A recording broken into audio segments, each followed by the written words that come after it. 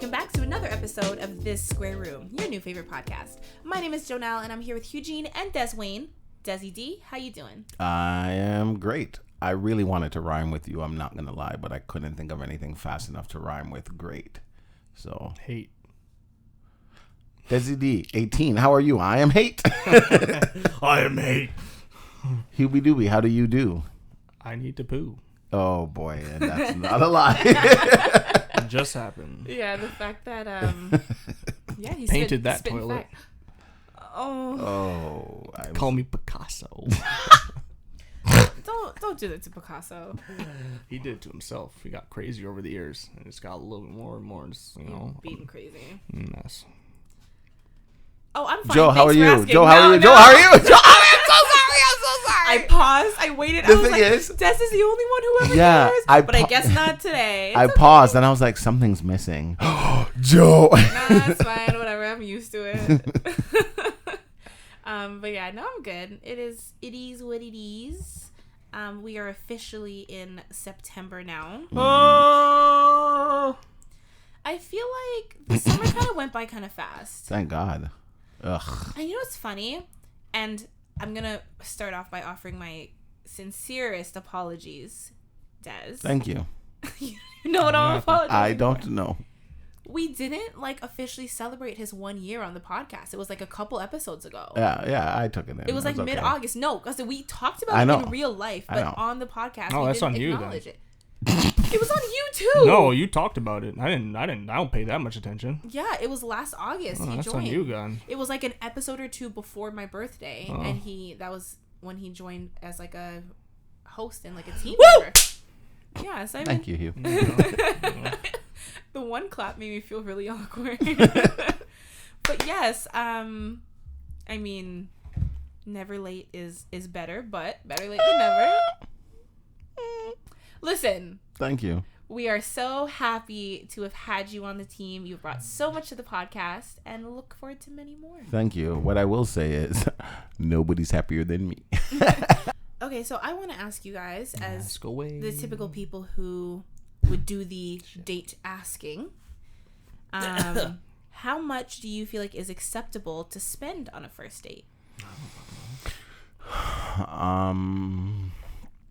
I'm going to say I personally don't necessarily have a limit.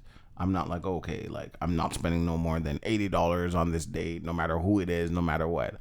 I just think it depends on the person, how I feel about them, where I want to go. Because on a first date, if I want to travel to a different city, leave from Toronto, go to Niagara, I'll go to Niagara. It's just about what I want to do. And, I don't think there's a limit personally for me. I can understand where other people are like, nah, I'm not spending more than this. Okay, well, to me, you're already limiting and you're already putting, I don't know. I just feel like you shouldn't put caps on certain things. I see if you see potential in someone, and I'm not saying to put yourself out, but if you have the money, who cares? Yeah, if money comes, money goes. Treat them in a way that will set a nice precedent. And it's not about bragging or trying to buy people's. I feel like that's what it is. Affection. No, because I'm not saying you have to shower the person with gifts, but if you can afford to take them to more than just McDonald's, why don't you just go to a nice restaurant and put in the effort? And I said, it sets a precedent. Yeah. First average cost, I actually Googled it. Around the world, it's $102 for the average cost of a first date, or just a date in general. Well, that's okay. I don't know. I guess for the first one. I'm pretty simple. I don't know. Coffee. Yeah, coffee. I always say keep it simple. I think if it's there, it's gonna be there. I don't think where you go really matters. Before you fully answer, what is considered a date? Yeah, these days, who the fuck knows?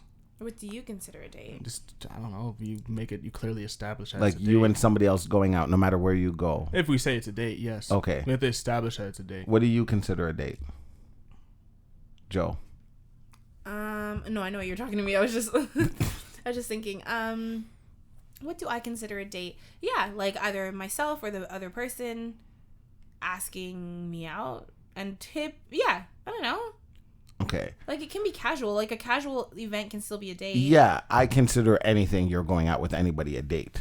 anybody at all. Like if me and what's the definition of date? True, because I have lots of friend I'm just talking about personal. Yeah. I don't like to go Doesn't have to be a romantic date. by like actual definition of things, because I feel like nobody goes by the actual definition of anything these days. That's true. They just make up their own stuff. So to me, like, yeah, like you said, friend dates. Like, yeah.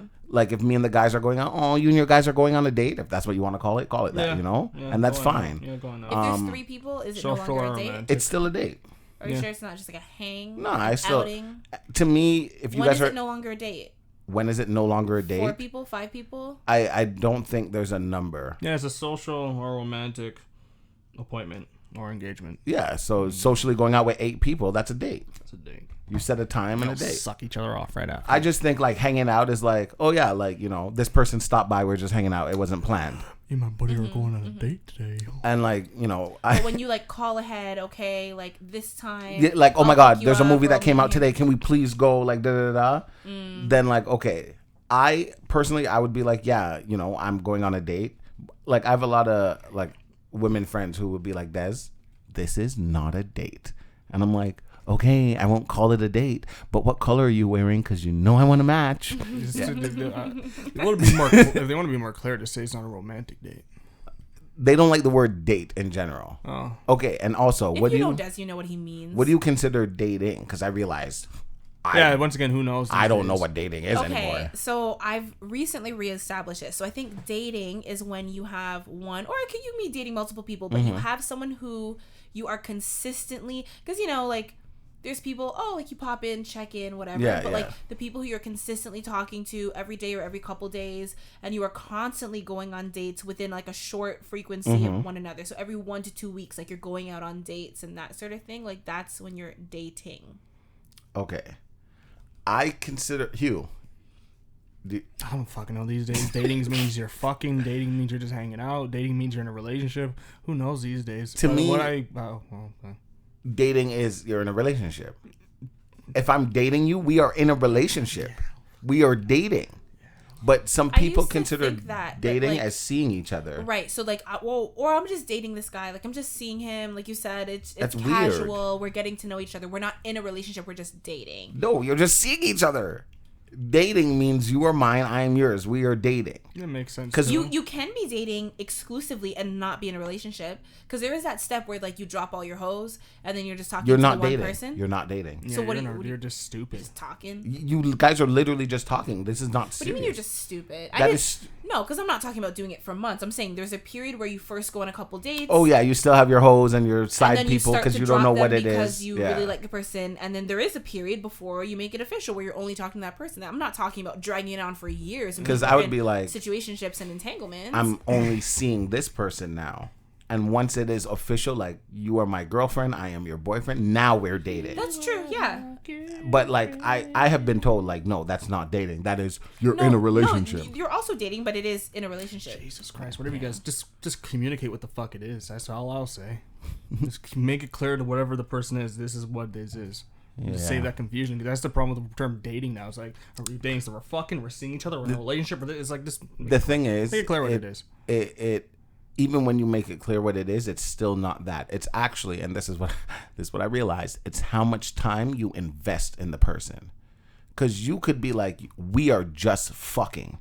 While the other person is like, oh, he's only fucking me. So that means, you know, we are dating, but we're not exclusive. That means one person's probably going to end up catching feelings and get hurt. Somebody always ends up getting hurt. Somebody always gets hurt. Yeah. Even if they don't want to admit it, somebody always gets hurt. That's why I think though that's why I think the friends with benefits are fuck, but I think it's stupid. You're just asking for a mess. Yeah, that's how I feel about marriage. Just asking for a mess. I was talking to one of my friends and he was telling me, you know, he met this lady and she recently got divorced, and he's like, oh, I'm sorry. And she's like, no, I divorced him. And he's like, oh, like how long have you guys been together? And she's like, oh, well, you know, I didn't ask him. But they got together, high school sweethearts, and they dated. Her and her ex-husband. Yeah. They dated for 15 years and were married for 15. Wow. And I'm like, you think you're leaving me after all this fucking time? I invested in you? Are you crazy? I can't. Just the thought of divorce. Are you crazy? By that 7 you're not gonna leave me. Why'd you waste your time dating for 15 years? Why didn't you just get married like... Because they were young. High school sweethearts. You're young, you know? You're not going to get let's married. say they got together at like 15, 16 years old. You're not going to get married. Get married at like 25. No. So that's seriously? Might as well. What the fuck are you wasting your time for? You know, you've been together this long. Just get married. See, when people say you've been together this long, you wait might till as 30? Well. No, you wait till you're ready. I don't know. Ready. Like, if you're like, oh, I'm 31 now, I should be young, married. It's like, oh, we're still in school. We have debt. That's why I said we 25. Have this, we have that. You're 30, you're still in debt.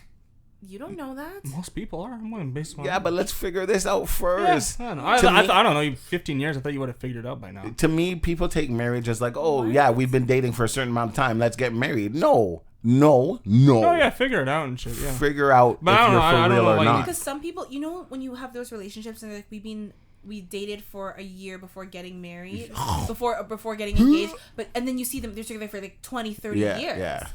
You know what I mean? It's like, I don't think there's a time limit for people. I think it's just like you really need to know the person, have your futures aligned, be open and communicate, but like there's no timeline. Yeah.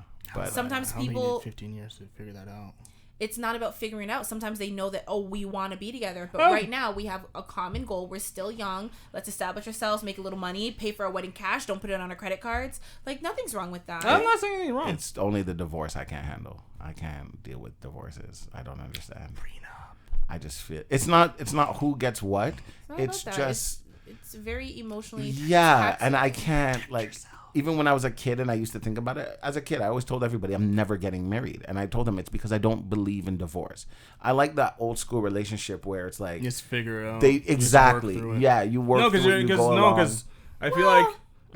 Like, to a certain extent. Sorry, to a certain extent. Okay, I feel like marriage is kind of lost its kind of meaning now. Because it's like... To a lot of people. Yeah, it's kind of just like a thing now. I don't know. My friends are getting married. I want to get married too. I'll just do it. I don't necessarily agree with that, especially from a woman's perspective. I will say, and I don't know if I've definitely said this before. I don't know if it was like in real life or on the podcast, but an issue that is like reoccurring is like people look to older generations and be like, oh, look, like your grandparents are still together and my grandparents are like, you know, they're still together and still in love. And like, yes, that is true for a lot of people. And yes, they chose to stay together and whatever. But I think what people fail to realize is that for women, a lot of them couldn't leave. They had no jobs. They had no financial security. Like, they had nothing. They would have been homeless on the streets without their kids, whatever, or beat up or whatever, because that was the generation. So when we glorify that, when you speak to, in my experience, speaking to a lot of older women and just things that I've heard on the internet, through friends, through the grapevine, whatever, is that, of course, there are the people who are just genuinely in love and it's sweet, but a lot of the time it's like, I stayed because I had to stay. There was no other choice on the woman's side of things. So when we glorify that and you're like, oh, like it's not the same, the reason why divorce rates are so much higher is because women have more independence and they can afford to walk away. They don't have to stay if the love isn't there. Whereas back in the day, it didn't matter about love. You got married at like 16 and that was your life forever, whether you liked it or not. And you choose to like work through things with the person because there's no other option. So that's it. Or I would say you realize that it's bigger than you. It's your family. You're keeping the community together. That's also a thing too. That too. But nowadays it's a lot. Just because I guess, of course, because communities aren't the same anymore. Like I said, we're the me generation. We don't care about community. But also, I think that as commendable as it is to do things for your community, like they said, like family, children, however you want to phrase it, I think we've come to realize that like when a parent is suffering in a relationship, a mother, father, both, the kids pick up on it. And some of those kids end up fucked up. And it's like you could have seen your parents operate separately and healthy and learn how to be healthy and not continue the cycle and, you know, put your partner through certain types of abuse or just bad relationships, toxicity, like all of that stuff that could have been avoided if you were just shown a healthy relationship. But they weren't because their parents stuck through things that were horrible. And they just feel like that's it. Well, of course, but what I'm saying is there's the difference with this generation where we're like, I can be a great parent, I can support my family, my community, but I don't have to stay in this relationship that is not conducive to my health and my growth. It's not about being a me generation, but of course they are thinking more about themselves because you have to. I think, especially the way the world is now, like, it's not, I don't know. I don't think we could operate that same way anymore. I do think some people are a little too selfish, for sure. There's definitely all ends of the spectrum, but I don't know. Years ago, I was at work, and I bring up weird conversations in the cafeteria back when we could talk to each other. COVID, you can't get too close and all that.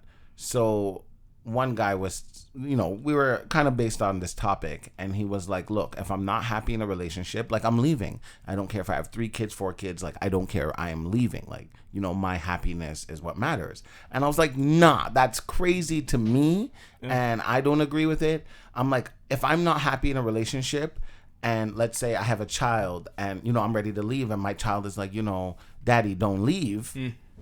I can't leave. I can't leave. Just figure it out. And he was like, no, I'm gone. Like, I'm not going to stay because of the child, and I'm not going to stay because of this and that. Like, if I'm not happy, I'm gone. And I'm like, yeah, to me, it's like you exhaust all your options before you actually pull the plug. Exactly. I agree with that too. I don't think like, and that's what that's what I meant when I was saying like old school people, because it's like, okay, maybe he cheated, she cheated, and instead of being like, okay, I'm gonna get a divorce right away, they kind of work through it, and if it's getting better, then okay, here we are. That's what I mean. That's what I was talking about. Is that they realize that this is bigger than us. We have our family. We're ever gonna destroy our family because of a little scuffle. That's what I mean by it's like it's. But nowadays we're just like, oh, well, I can just get out. But it's hypocritical for us to be a part of that generation and for us to have that mentality and be like, oh, well, like we're bashing the mentality that we have. What? Like, I can totally understand. I get both. Of course. I think just don't jump into it. If things were really bad and I had my family, like you said, if my kid was like, don't go, like, I'm going to try. But if we're on the 50th, 100th time, I'm like, mommy's gone. Sorry, pack your bag. You're coming with me. Like, there's no... Like Hugh said, you exhaust your options, but if it's really not working, you have to do what's best for yourself, because ultimately that is best for your children. I think, like, okay, in a sense, you being like, okay, pack your bag, you're coming with mommy. Like, yeah, of course, that's fine. And even if you bring it to court, like, it's probably going to work out in your favor. No. Let me establish that when I say that, it's because typically children need their mothers. I would never ever stop, and I would encourage my children to have a relationship with their father. No. I'm not talking about relationship wise. I just mean like, okay, for a man to be like, oh yeah, I'm not happy here, and it's like, oh, daddy, don't go, and it's like, oh, you're coming with daddy. Now it's like World War 17, where now, not saying that men can't be vindictive when it comes to kids and things, but like you said, like kids need their mother, and women use that as like ammunition, as a way to spite. Yeah, some do. As opposed to men who get looked down upon because they decided not to fight and walk away from the situation. Now they're deadbeat, and now they left their child and this and that. It's very common. It's like, for me, it's a very thin line. So for me, like, I personally, I will sit in that house. If you want to cuss me every day, cuss me every day. I'm here for my child. That's it. Whatever. I think of myself as a very selfless person. Just that. So balance. I don't need to touch you. I don't need to have sex with you. I don't need to, I will still pay the bills and do whatever I need to do because my child is here, and that's about it. Wait, so you're saying that you would live in a household with someone that you had no romantic relationship with? If my child said, don't leave, yes. And you'd pay all the bills and all this stuff. Can I move in with you and Caden? Because yeah, I like very honorable. I tip my beanie to you. Only because You're not wearing a beanie. Yeah. What? Why would you say that? I don't know. I feel like everything, and this is where parents, adults come into play. As much as we want to feel like children don't understand things, they know. They understand. Speak from experience. Have a conversation with them. And that's one thing that me and Caden's mom do a lot. Like, if anything goes on, it's a conversation with him. Because kids are very egocentric. So exactly. They think, what did I do? So exactly. They think it's on Daddy, don't go. And you still leave. They think it's their fault.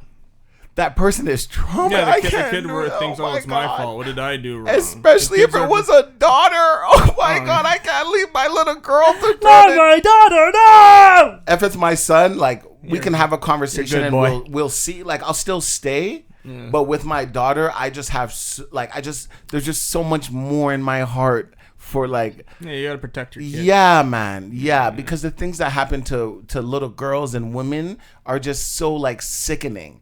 And like to know that like obviously you had to have a father somewhere or a sperm donor somewhere who isn't even batting an eye at what's going on in your life is bizarre to me. So even if I had a daughter and she told me like some boy punched her in the face at school, I am losing it. I will kill that kid. Like this is what you do next time. You don't even have a daughter and you're like This getting like, so upset. Yeah, That's I get sweet. upset because like it is really sad. And like when you hear like little girls and women and their stories of how it's like one thing led to another that led to another.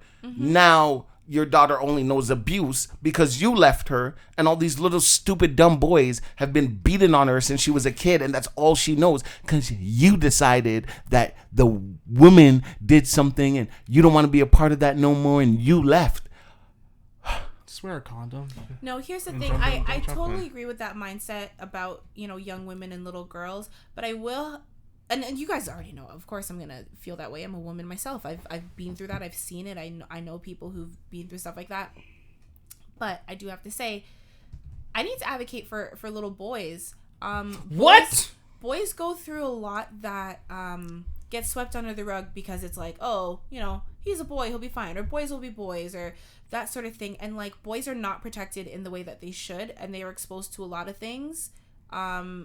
And sometimes they're praised for things that and like they feel like, oh, like this is good, but like deep down they're like, I don't know how I feel about this.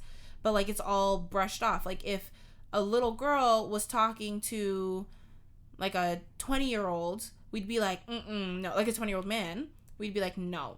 But if it's a young boy doing that, his boys are like, oh, and his son is like, his boys. Society doesn't give a shit. Right, exactly. That's what I'm saying.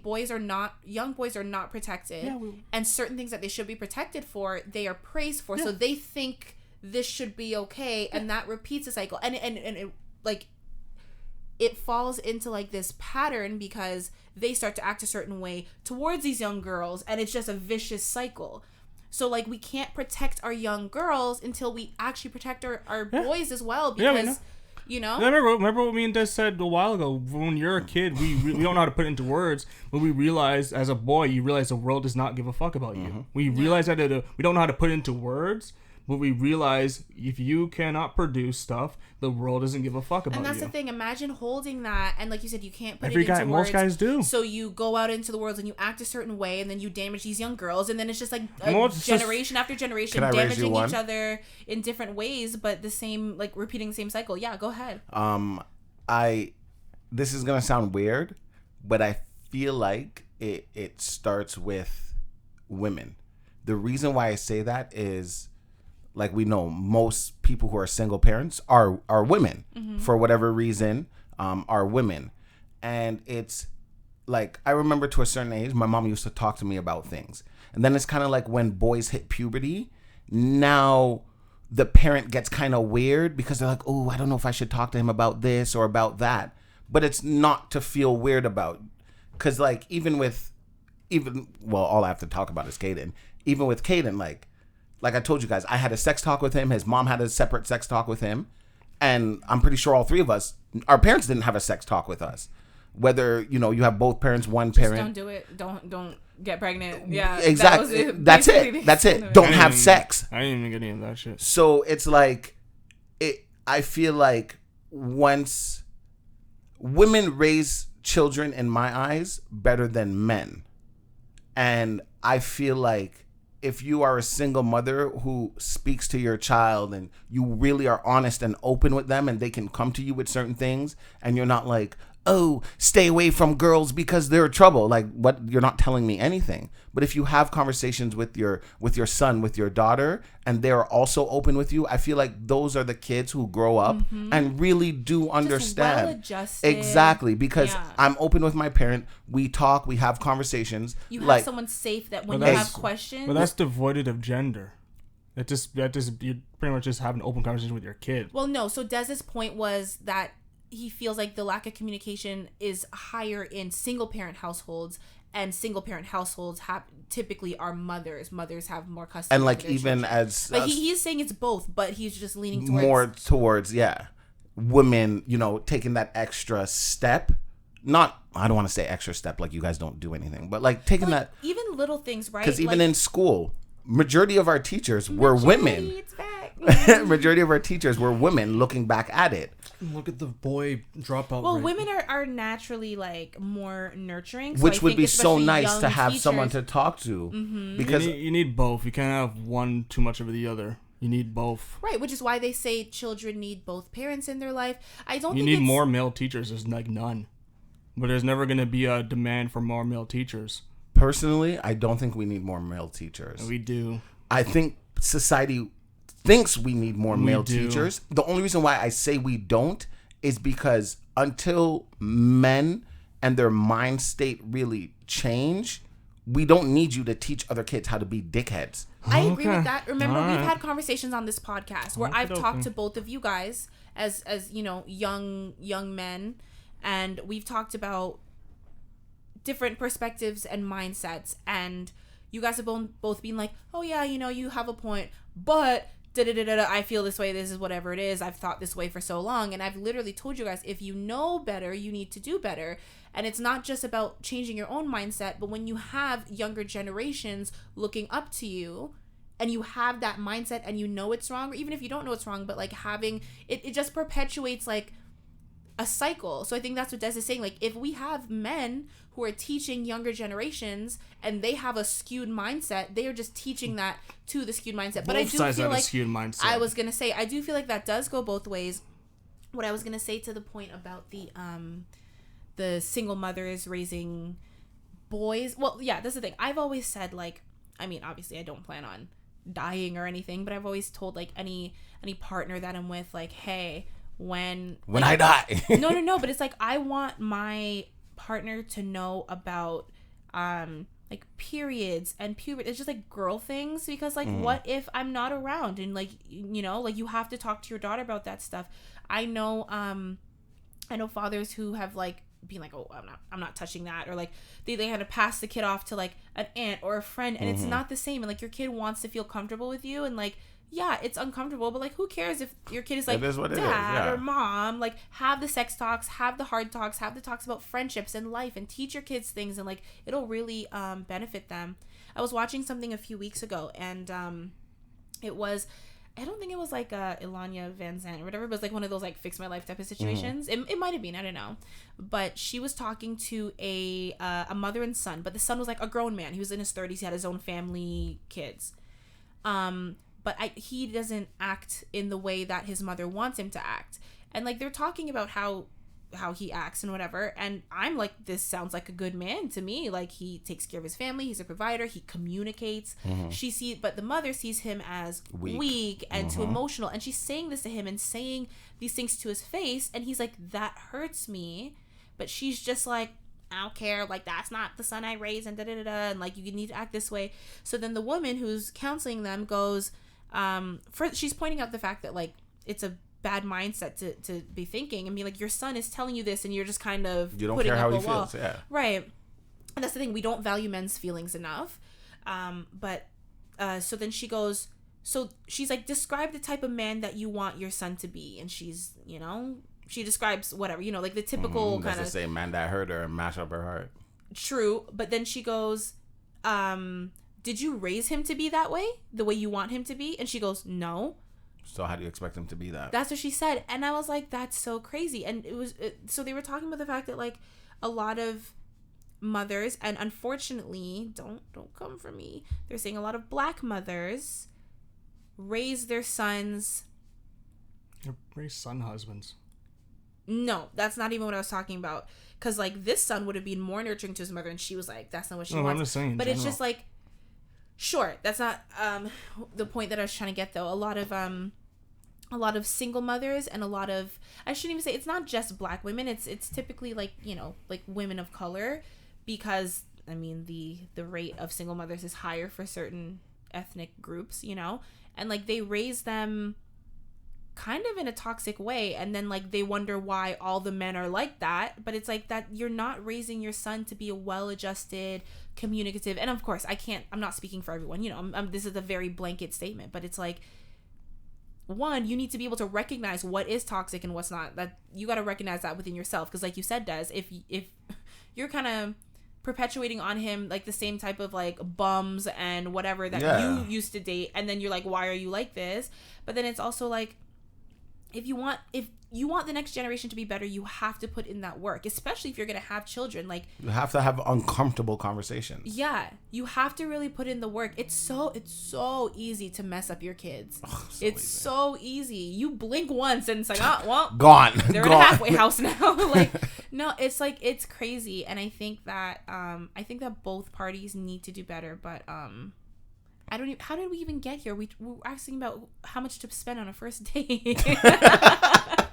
We've been talking for 30 minutes about this, and I don't even know how we got here, but I think it is an important conversation to have.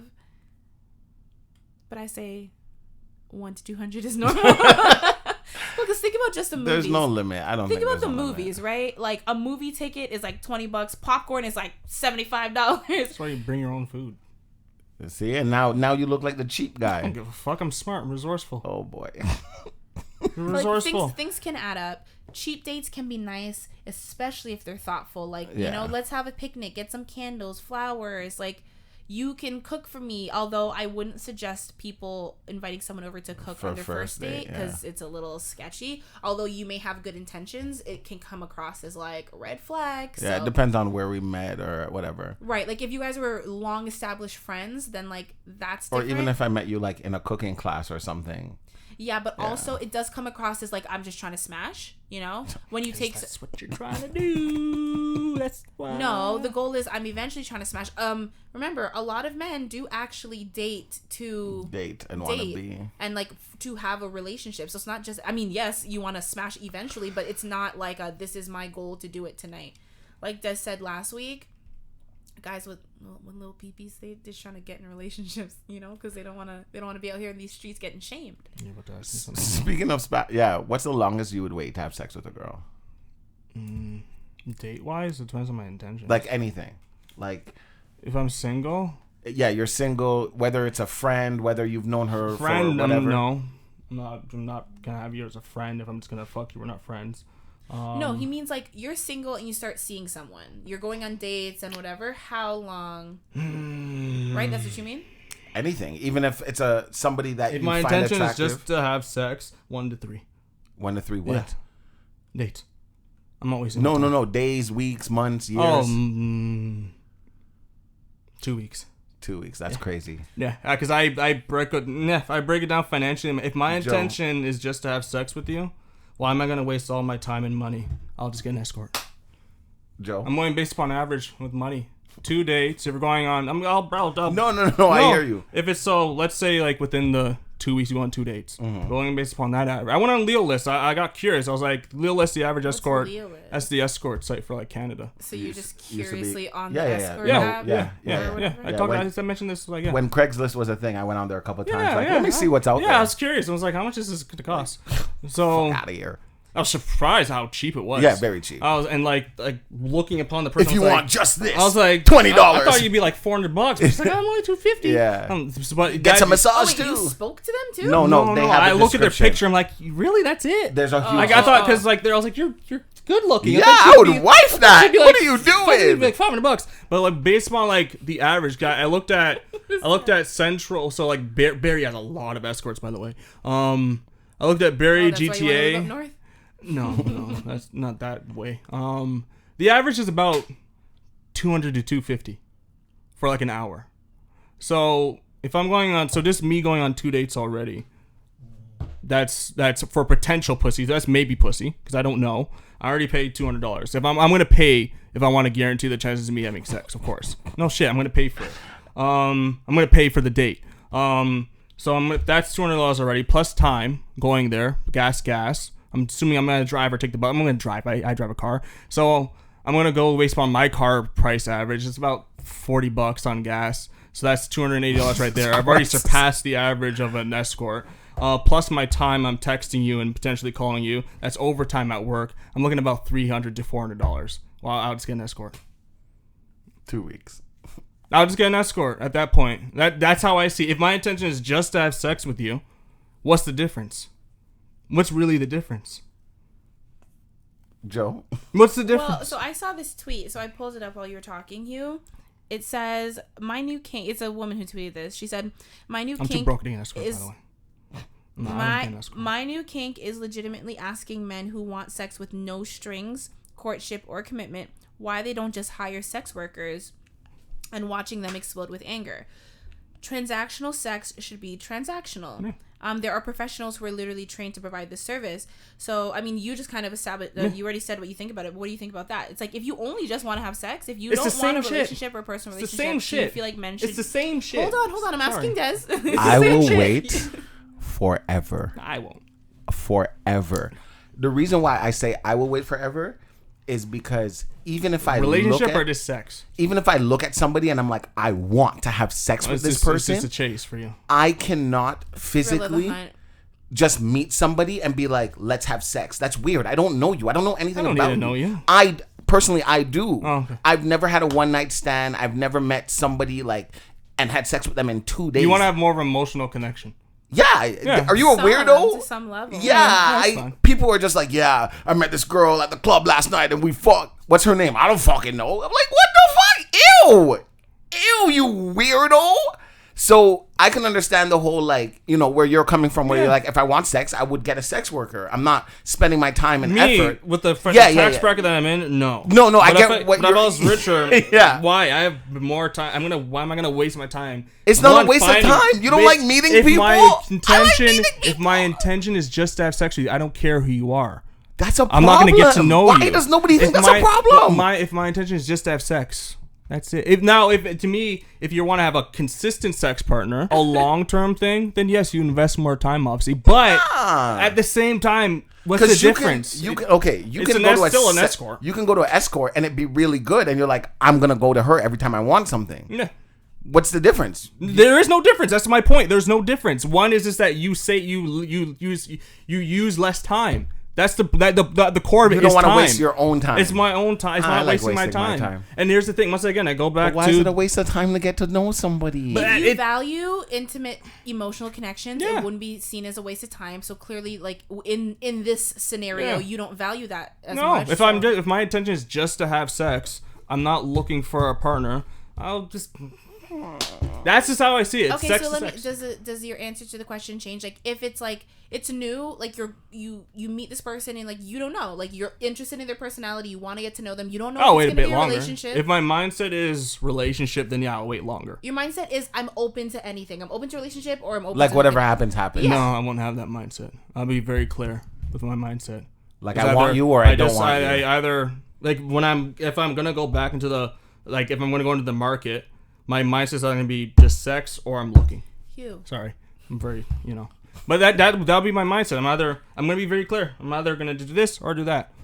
But in the tax bracket that I'm in right now, I wouldn't pay for sex. To me, I wouldn't pay for... Keep talking about the tax bracket, but we're speaking hypothetically. Like, no, but in the tax... I'm speaking realistic. No, but in the tax bracket that I'm in, because I understand, like, the guys who get sex workers the most tend to be rich guys. Because they don't want the time and they don't want to invest their time and they don't want the bullshit of like you trying to steal my money. But not even just really that. It's just like I'm working 80 hours a week to deal with my whatever. Why am I gonna waste my if I only just want to have sex? Why am I gonna waste my time finding somebody when I can just go on? Oh, and here you go. It's the same shit. But it's also the drama of like when you involve feelings and it's the same shit. Stuff. It's the same thing. You know all about that. Everyone always told me, like, from I was in high school, they're like, Des, you really, like, you're one person I know that loves the thrill of the hunt. Like, if they tell you like the chase, can't get this, chase. It's all anticipation, though. Accepted. Everything is anticipation. Like, even when I watch porn, like you said, you don't like the lame stories, like, get to the point. Mm-hmm. I want to know why the pizza guy is there. You know why he's there. How did he fall off the bike? Why is his dick in the box? How'd you cut the hole? When did you put the dick in the pumpkin? How'd your dick not get burnt by the cheese, sir? Listen, I want to see you, you go there with your girlfriend. I want to see the point of insertion. Exactly. No, I like seeing the point of insertion. I'll skip to that. Like, oh, there we go, the enter. Like, I like a story. I don't like just bang, bang, bang. What? I said what I said. The point of insertion? You don't like that? There you go. I thought you would like that. Boo-doo-doo-doo, entering the cave Oh, to boy. find I the see why you don't like that. diamonds, exploring them sugar walls. You would be somebody who, if you did like some crazy drugs, you would come up with like a crazy cartoon like Adventure Time. You don't think I already have those loves thoughts? You don't even think those thoughts come way- soberly? You said you think I need Did you drugs. see the way the smirk just Don't like think those thoughts grew? come soberly sometimes, because buddy? you always come up with some like crazy like theme song almost kind I of. don't think those thoughts come to my head. Like My brain doesn't shut the fuck up. I just pictured Finn and Jake like walking into a cave. We're entering the cave. We're gonna raid the cave to save the princess. Yeah. The sugar princess. We're gonna explore those sugary I'm balls. glad you know characters. I was on Tumblr. Adventure Time was huge on Tumblr. Oh my god, I watched every episode. I never watched it. Oh my god, God. Lumpy Space Princesses. Oh, is the greatest. Would love to talk about space princesses and sugar walls, but we've been talking about one question for 40 minutes, so I'm gonna. Hey, have that's to, the good thing. I'm gonna That's- have to move us along a little bit. But on the same Jeez topic, Louise. I did want to ask you guys. So this is a tweet. I'm gonna read it. I'll just read it and then you guys can go from there. Yes, ma'am. If submission were natural to women, there wouldn't be thousands of sermons every day reminding women to submit because nature doesn't need reminders to run its course. These reminders exist because indoctrination depends on constant reinforcement to keep harmful ideologies alive. Submission is not natural. Every belief is learned and enforced through constant reminders. It is natural for humans to sleep and wake up. It is natural to eat, fall sick, have sex, reproduce, and die. But submission is not a natural template that comes with gender. It is learned. So when you assign certain roles to people based on their genitalia, don't claim it is nature. Nature is immutable. Nature doesn't need constant reminders, and if women were naturally born to submit, it would come to them naturally. They wouldn't need your daily mnemonics. Sounds like a bitter bitch to me. What's the question? I want to know, No, how do you feel about it? Do you, do you that feel sounds like like a bitter submission person. comes naturally, Does it come or naturally? Can I go? Yeah, you can go. I feel like submission, like we're mammals, we're animals. I feel like it's animal instinct. It depends on what kind of submission you're talking about. we're just talking about like in a relationship, like your man is the head of the household. If that's how you feel, that's how you feel. There's some. But we're saying, is that taught or is that natural? I think it's natural. I think because of we're in 2021 and so many humans have been on Earth since, it is taught. If you take two children and put them into the wilderness, at the end of the day, one will be greater than the other. No matter, they're not going to look at each other as equals. Which one works harder? Which one does this? The hunting, whatever the case is. Animal instinct, there's always submission in my eyes. Yeah, there is. When it comes to relationship, now you choose whether to be submissive or not.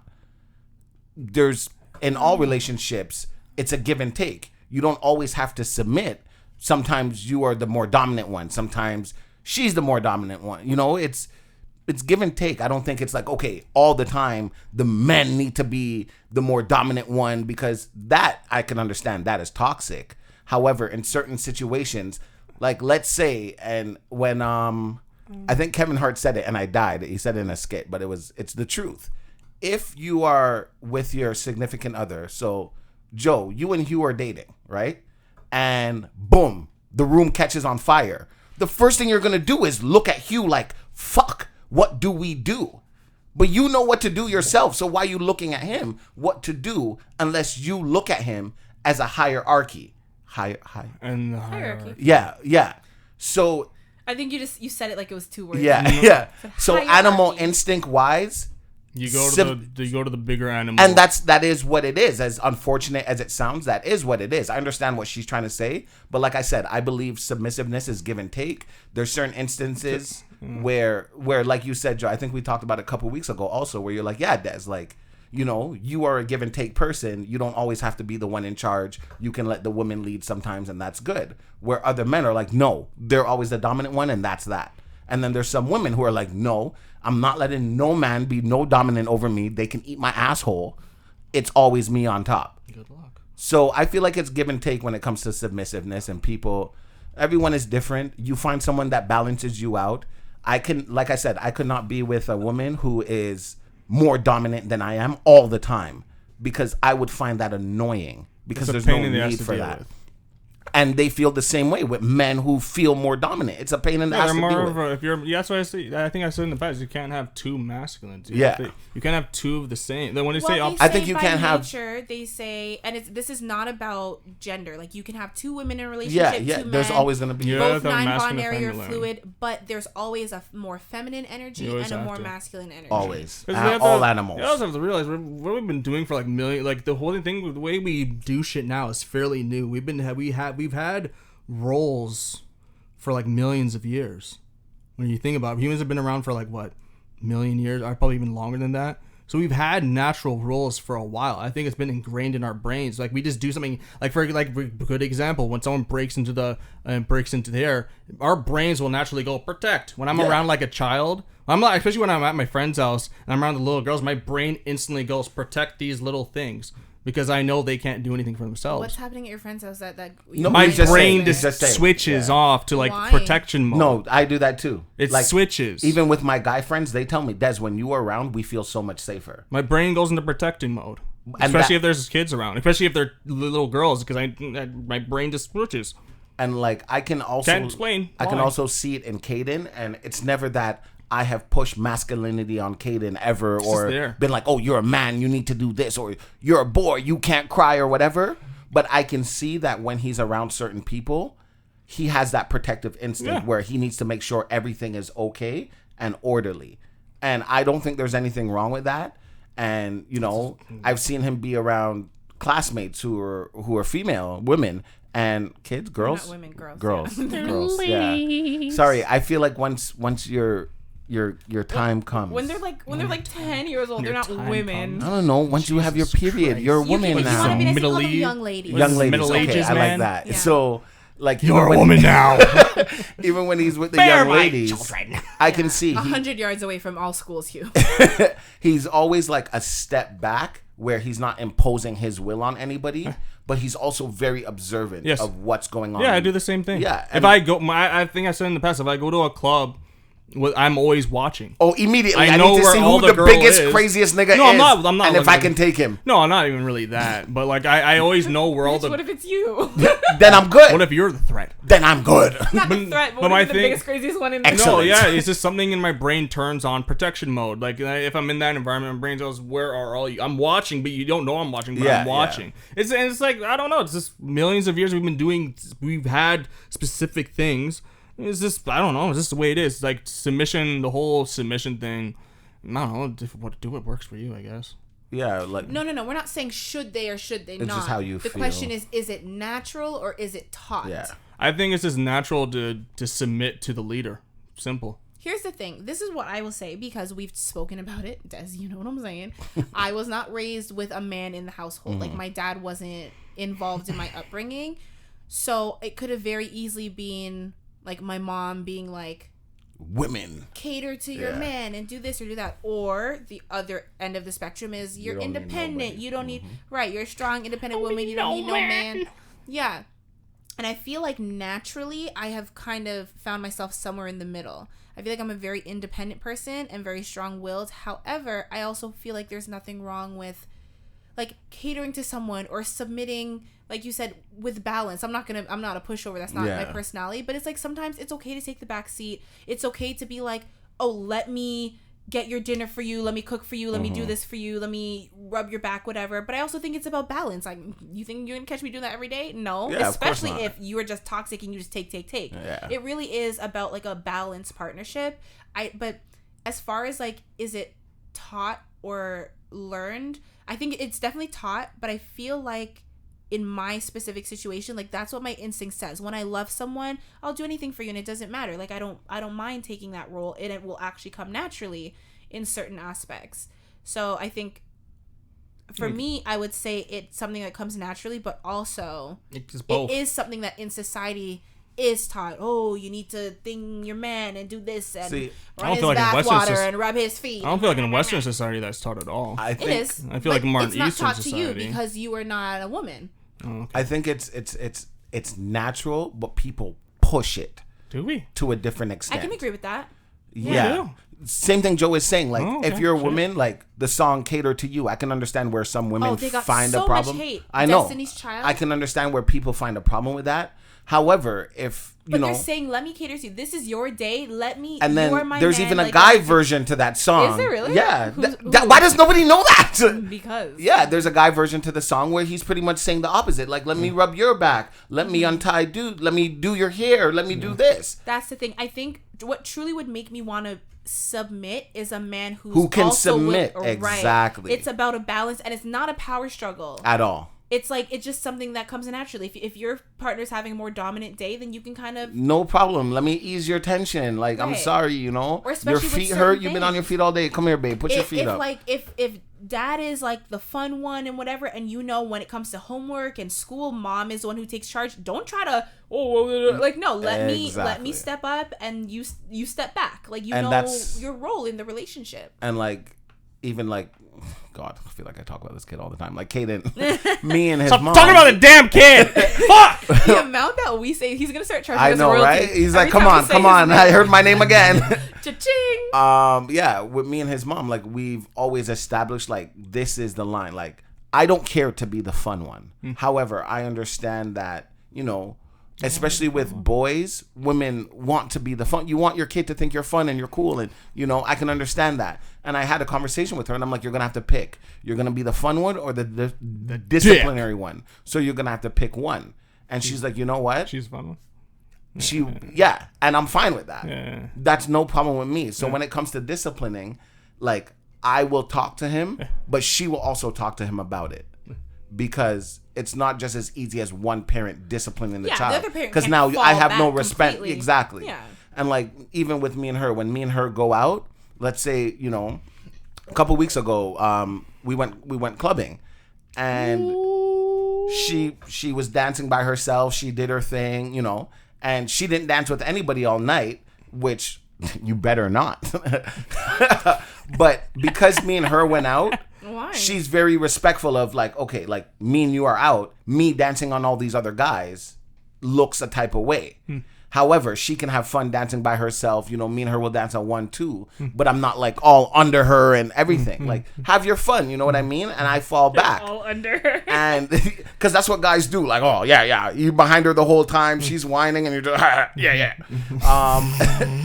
And like, we even realized like a lot of men who are walking by, they'll watch her because they want to dance with her or something, and then they'll look at me and I'll just stare at them and then they'll walk away. Yeah, they understand. And she's like, Des, I love that so much because I don't want to dance with anybody. Yeah. But if you weren't here, then they'll be pushy and start dancing with they me. respect you. Exactly. Yeah. Because man. It's Which like is so annoying. Sorry, as a woman, it's like you respect the man that I'm with. Like, okay, it's just like, listen, I understand mutual respect for men, but like if I'm married and someone does something to me and disrespects me, don't apologize to my husband.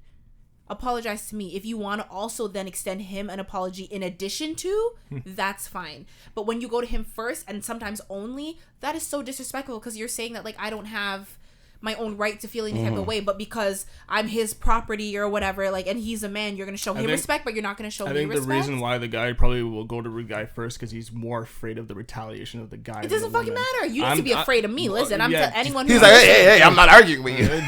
anyone who's listening right now, I will chop your balls off. Do not disrespect good luck. me. But I'm just saying the guy's talking to you. I'm just saying the guy's gonna go to what he perceives as more of a threat to him, which is gonna be most likely the Personally, like, Joe, what you're saying, I get what you're saying, but I always thought about it because, like, Caden's mom will pop off at anybody. She doesn't care who it is, depending on the situation. Oh, Jesus. So if she were to pop off on a guy for, you know, maybe grabbing her ass or whatever, even if that's my girl, I expect my girl to stand up for herself.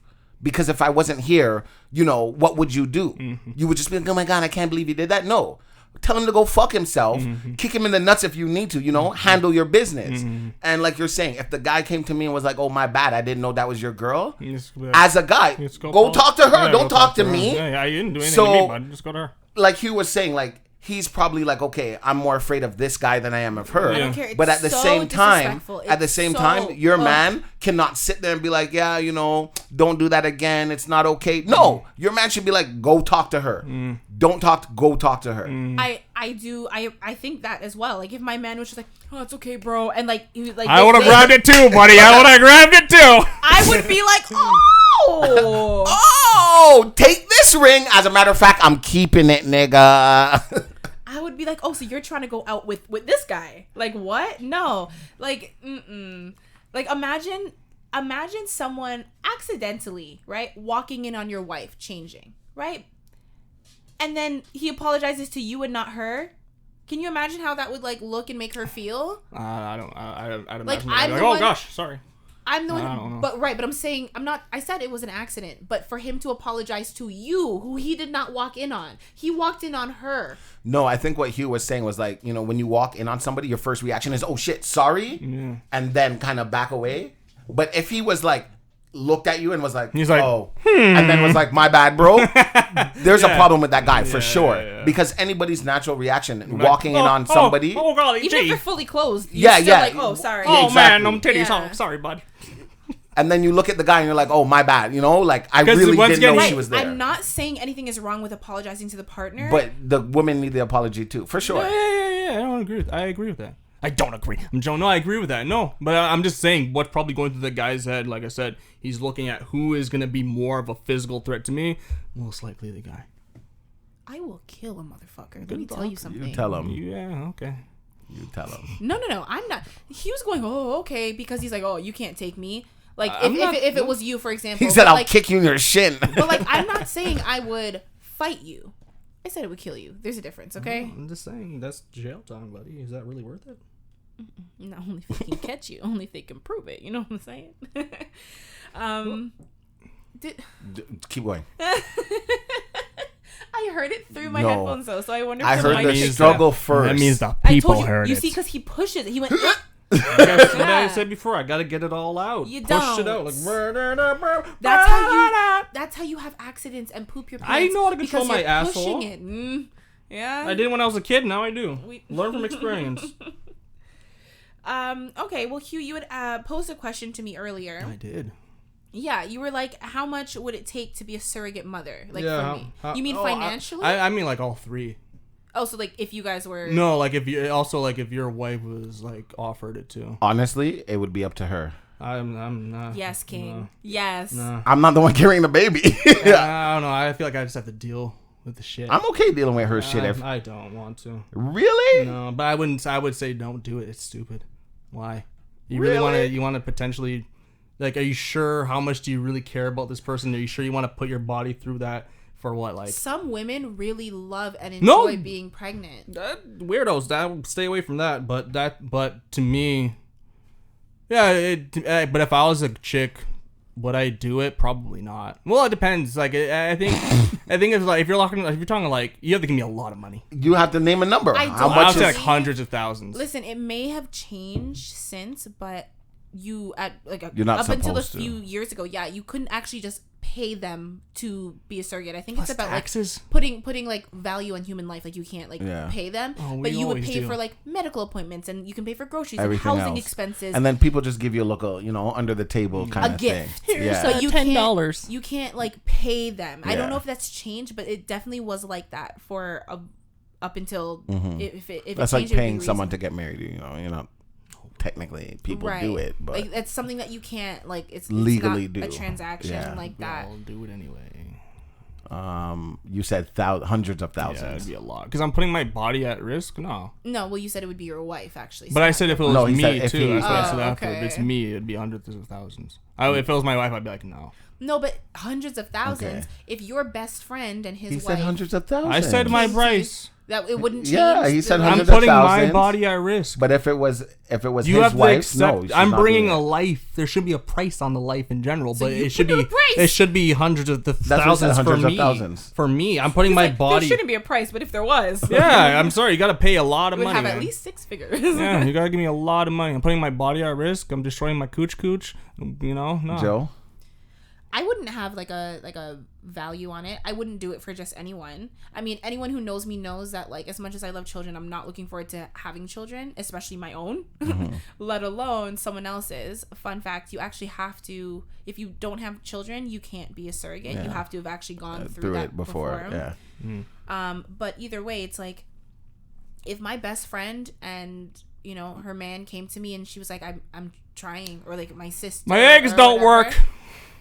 No, it's not. No, surrogacy, it is your eggs. You just can't carry. No, I'm just saying, like. Right, but you're wrong. Oh, okay. Like in a surrogacy situation, you take it? Yes. So they take the husband and wife's egg and sperm, fertilize it until it's a little zygote, and then once it's all ready, they shoot it right in there. Like, take this. Oh, yeah, so turkey baster. I mean, a little more scientific, but yes, essentially. A needle probably inject into the ovary. I imagine that's what it'd be. Like I wouldn't, especially if that's like my sister. I would be like, all right, like let's do this, you know, like. But I mean, I'm just afraid of having kids. For me, it's also I'd be afraid of having a connection to that kid because naturally you just are. Well, like if it's someone that you're close to. Someone that's a lot of people do it and they're strangers. I mean, you develop that bond and maybe they're like an auntie, but like they're not. I don't know. You know what? People who are surrogates are like literally blessings because a lot of people, it's not an option, right? And that's what I'm saying. If it was not an option for someone close to me and I could do it, then I'm gonna do it. Push that bitch out my pussy. And that's that. And I do believe, although I'm very like, oh, it's my body, my choice. I would be like, how does my partner feel about this? Because it is something that affects them not as much as it would affect me. But I would be like, okay, let's make sure we're on the same page. Let me know how you feel. And if like you were truly against it, I could be respectful of that. But if you were just like, nah, that's my pussy, then I'd be like, that's my pussy, bitch. No, it depends on what your reason. I ain't letting nothing destroy that shit except for me. Okay. All right. Well. The only one that can stretch that pussy. Okay, all right. No. It's not the end of the episode yet, Hugh. Right? Yeah, I don't know. For me, like, nah, it's not my body. If my significant other came to me and they were just like, Des, like, you know, my sister can't have a baby. Yeah, I really want to do this. All right, if you want my support, I support you. You know, obviously, as a woman, you know, or as an adult, I would hope that you did your research and everything you need to do, or you're gonna do it. Again, she would have already been pregnant, so knows what her body, how her exactly. body So that's if you're high risk, you can't. By all means, yeah, you would have had to have a smooth, unproblematic pregnancy in order to be a surrogate. And even if you know, she came to me and she was just like, Des, I want to adopt a child.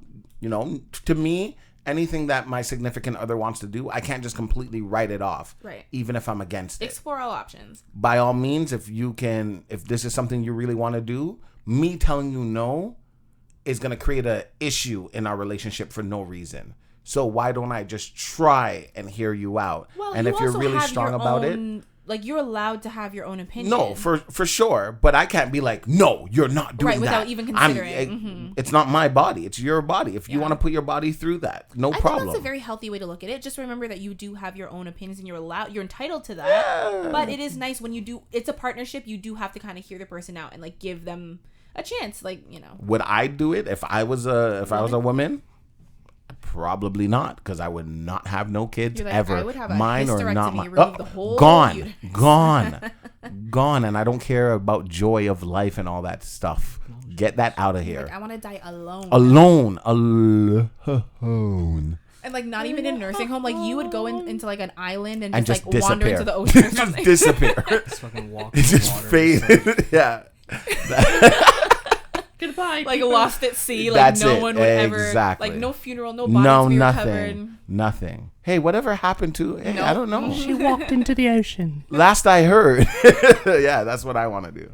All right. Well, this has been a very interesting conversation. Thank you guys for engaging with me. But now it is time for the listener submitted question. If you are listening to this podcast and you have a question, a story, or anything you want to tell or ask us and you want to be a part of the podcast, we would definitely love to hear from you. And you can do so at thissquareroom.com/ask. You can be anonymous if you want. And, you know, we're open to hearing whatever it is you have to say. So this person has chosen to remain anonymous today. And they have said, yo, what's up, this square room? Big fan. You guys are hilarious for real. It's my first time writing in, and I want to start some shit. Gee! Shit starter. That's that's what your name is now. Shit starter. Wasn't oh, never mind. it was Shitty Finger. They say, I want to know everyone's most toxic trait, but I want the other people to say what the trait is. Oh, fuck. So they wrote Eugene. So Hugh-Gene and Jonel say what Deswayne's most toxic trait is, etc. Peace. Who do we want to start with? Start with me. This guy's such a shithead. I know. I don't want to engage in this. Joe, your most toxic trait? I'm pleading the fifth. We don't have that in Canada. It's not a thing. Is that shut the fuck up then? You so funny. Engaged in this shit. I would say your most toxic trait is that you don't know when to stop. If that makes sense. Friendships, relationships, conversations, yeah, because you like to get to the bottom of things. Yeah. So I'm like, let's resolve it. Yeah, like let's get everything out in the open. Even if somebody's like, oh, like it's over. You're like, no, it's not over, because obviously you feel a way about it still. So you like to get to the bottom of everything, and you don't know when to just let it go and just be like, all right, forget it. Damn, who's outside going crazy? That's a fun guy right there. So as much as that shouldn't be a bad thing, because of the society we live in, it's a bad thing. I think a lot of traits that in certain aspects can be good can also be very yeah bad, that's true. So, I agree with that. Hugh, don't just be what he said. What do you think? He was like, my most toxic trait is she doesn't know when to stop. Yeah, I'd say that. I'd agree. That's such a cop out. Yeah, because I agree. He's like, but that is what it is. Yeah, I agree. Can you stop picking at your eyeball? I'm picking the eyelashes off because they're just picking them off. Yeah, they're dead. Oh boy. And were you dropping them on my floor? Yes, sir. my leg, so I'm adding to the collection of the hair. Yeah, but when you get up, it's just gonna. Anyways. All right, since you feel uncomfortable, I don't want to push you out of your comfort zone. Wait, what do you feel like your most toxic trait is? Do we have to say what ours is? Like, that wasn't part of the question. I mean, I do think that's a really good one. That's a cop out. No, well, okay. I think that's something that affects me on a personal level is I take on a lot and then I get overwhelmed. And I get so overwhelmed that I don't do anything. And therefore I'm not productive, which adds to me being overwhelmed. Okay. And I just get stuck in a very vicious cycle. I can't sleep. I can't do anything. My eating is bad. No, literally. I know. You haven't eaten all day. Exactly. So it's like I get into this very bad, very self-destructive cycle. So that's a toxic trait. But it's like more of like a, it only affects me type of thing. Sense. Yeah. But I also agree with what you said. Okay. So. Who's up to the chopping block? He's like, just do me. You know what's funny? This person chose to stay anonymous because they didn't. Because that makes sense. That makes sense. Still roast him, you cunt. No, shithead. His name's shithead. I call him shitty cunt. It's not shithead. It's shatheed. Okay, Hugh. Huh? I will say yours is that. But he's like kind of nervous. He's like, what? Smirking. What now? What now? He's like, lay it on me. I would say is that you have a side of you that sometimes you could be vulnerable, but it's to like the teeniest extent. Yeah, I'm very selective when I'm vulnerable. But yeah, and when you're not vulnerable, like you can't get anything out of you ever at all, and it's like you shut down, you don't care, and that's that.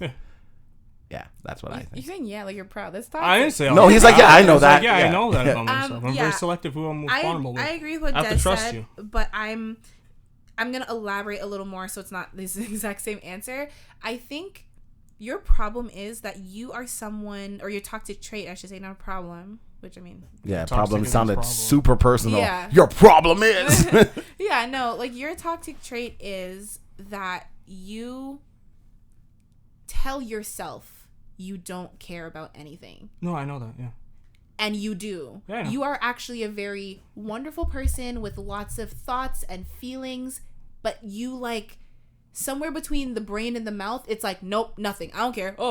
Nothing. And like you shut yourself off to so much, to people, to opportunities, to yourself. And that is very, very toxic because you are a caring person. And we talked about it with young men and boys. Nothing is wrong with being vulnerable. I don't say anything. I'm very selective who I'm vulnerable with. I know.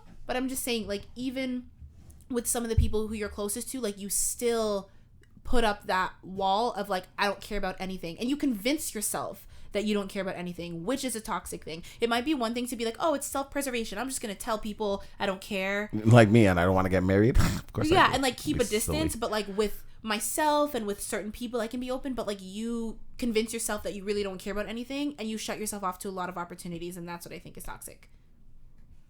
What do you think? About what? Like, about yourself. Like, what do you think, what do you think is your most... yeah, what do you think your most toxic trait is? Yeah, no, I guess not caring enough about certain things. It depends. Like, when it comes to vulnerability, I can be vulnerable, but I'm just very selective about who I'm vulnerable with. Like, to a level. Like, people will get different levels of vulnerability. Mm-hmm. I think that's normal, though. About not caring about stuff. I don't feel like I portray it on the podcast because, honestly, sometimes I think I'm putting on a character at times. I do care about shit. A lot, no, but like I weigh the fucks I should give about certain things. What am I supposed to say? Did I say it? I mean, I think you commented on both, the things that we said, but is there something that you think is different? What would you say your most toxic trait is? It could be like mine, which is kind of toxic towards myself, or if it's like outwardly toxic towards other people. Yeah, I don't know. I guess selling myself short. I guess. Like, I know I'm more. Like, it's like there's a voice in my brain. It's like, like you're more capable. More, yeah. But then my brain's like, no, you're not. Sit down, loser. Yeah, just like inner voice of like self-doubt. That's a fart right there. Yeah. Okay. Yeah, I know. I just. Oh fuck. Oh no, Hugh. Don't act like anything's happening. You're I don't fine. want to smell that. It's stuck right in here. The way you said who. It's stuck in here. Yeah, when it wafted up to your own nose. Yeah, because it's just like bounced off my leg. Okay. Right up Time for the big dog. Des. I hate you. Don't hate me. Hate whoever asked this question. Shithead. They literally said I'm going to start some shit. So, no, I think your toxic trait, you know what I think your toxic trait is. Your toxic trait is that you love... Well, actually, you have a couple. I wish they could see me smiling right now. No, here's the thing. The one I was originally going to say, not the one that just popped into my head, was that you're very much so like a people person in when it comes to like relationships. Mm-hmm. But you're like that without wanting to be in a relationship. Oh, God. And what that does is confuses people. And then you get this reputation of being an asshole or a womanizer or a ladies' man. And like, that's not who you are.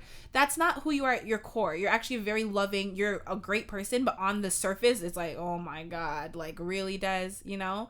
But it's because like, we've talked about it. You're like, oh, well, you know, I like cuddling and I like going on dates. And like, I don't. You like all that relationship stuff. But it's like, if you don't want to be in a relationship, you can't do that because things. It's toxic towards the people whose feelings you're playing with. And although we know that you have a good heart and you know, you have good intentions, like we said, you can have good traits that come out as toxic as well. So it's like, who was that? Oh, obviously that was you. I'm sorry. I don't. No, it's okay. It's fine. It's fine. Who that was.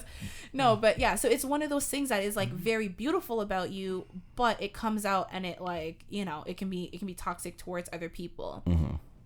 And another thing. The other thing is that, like, when it comes to that, like, you're very open and you love people in that way, but then you also pull away from people in like every other aspect. You're like, I don't want to go out. I don't want to talk to people. Why are you calling my phone? Like, you need to open yourself up to things because you are a very lovable person.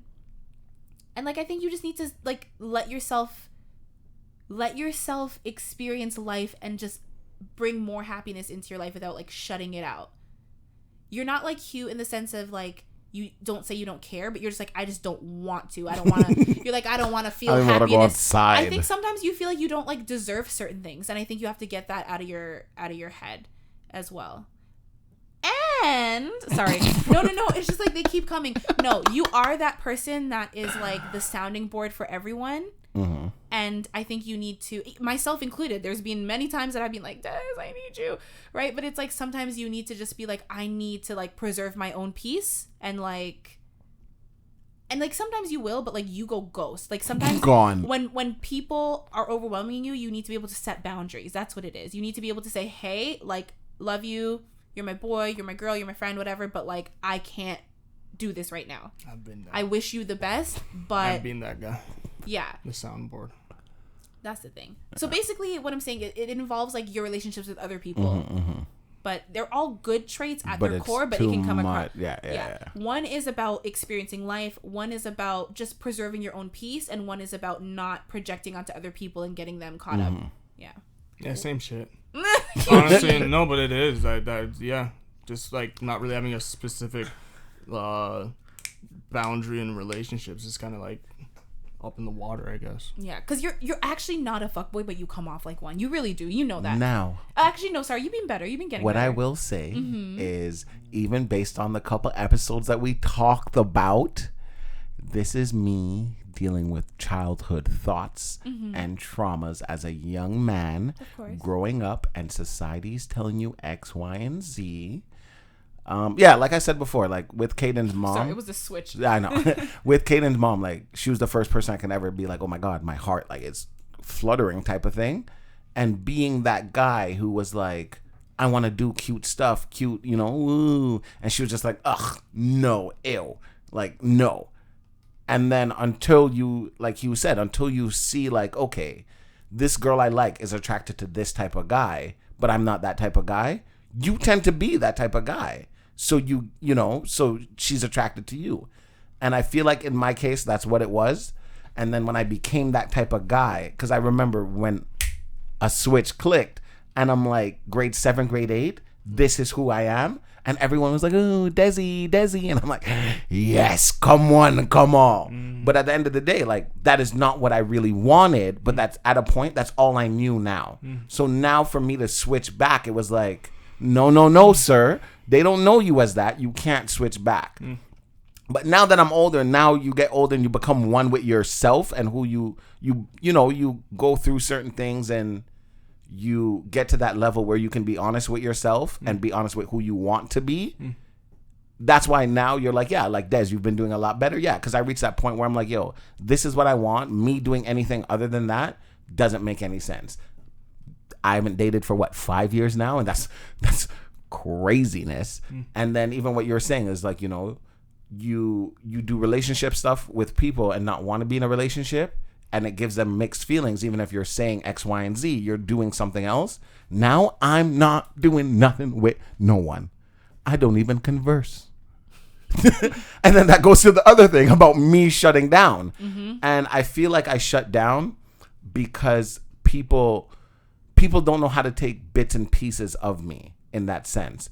So the same way you're like, you gotta also don't know how to give bits and pieces of you. I know, because I feel like when I give bits and pieces, there's always a, yeah, but, okay, but what if, and now I feel like I have to answer that question. And now we spent 3 days on the phone dealing with a little itty bitty problem that you're not going to listen to me about. Asshole. And yeah, exactly. So yeah, you are right. And like, I do shut down, and that's the part I'm trying to work on now, because everything else, I'm kind of, I get it. Yeah, you have been. Yeah, but the shutdown part I'm trying to work on, because I really feel like people don't get it. But that's also, like, I also take into account, people are also going through their own stuff and haven't reached a phase in their life where they can admit to themselves that they are the problem. True. And until you admit you are the problem, you're going to keep going through your same problems over and over. It's not who you're dating. It's not who you're talking to. You are the problem if it's the same issue with different people. So yes, those 3 were actually very correct and very on point. Yeah, I said 3 because I feel like they're all kind of connected, you know? I feel like we know each other very well. Yes. See, and I feel, you know what? Shithead, you weren't that bad.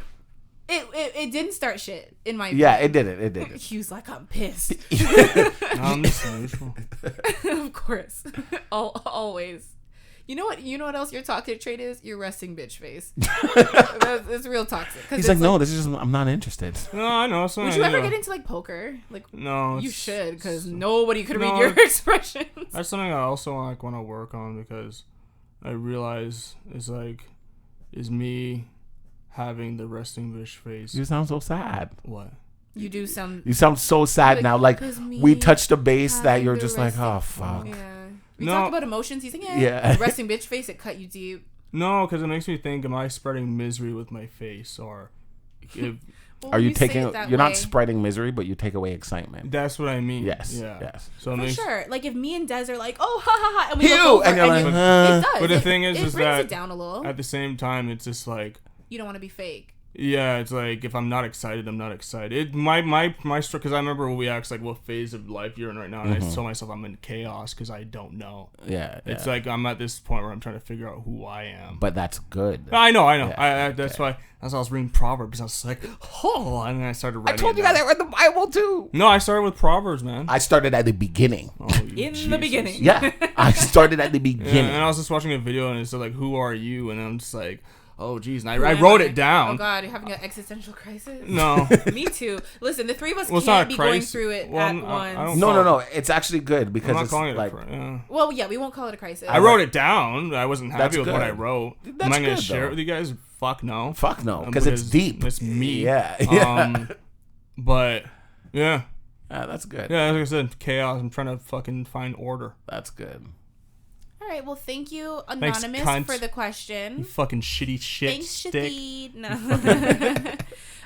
But yes. Don't write in again, you cunt. Well, the thing is, they're anonymous, so we won't know. No, I'll know. I'll smell it. He's probably the sister fucker. He's like, Erica bobbed you. Yeah. Erica bobbed you? Yeah, you heard me. Erica bobbed. Exactly. Nah, that was you not being able to speak again. I said what I said. That's absolutely not intentional. But yes, again, if you guys are listening and you want to be a part of the conversation, thissquareroom.com/ask. We would love to hear from you. Now, to kind of bring the mood back up a little bit, Des, you're going to lead us in a little game, a little speed round of most likely to. So for those of you listening, the way it works is Des is going to give a scenario. He's going to say who's most likely to blank, and the person that each of us think in this square room, so between the three of us, that is most likely to be that or do that is what we say. I guess, is it the person with the most votes to lose or win? I don't know how it works. It's whatever. Technically, like, if you have the most votes, you'd be the one to take a shot, so you'd be the one to lose. Okay. Yeah. I don't know. Okay. So, who is most likely to name their kid something we'll all make fun of?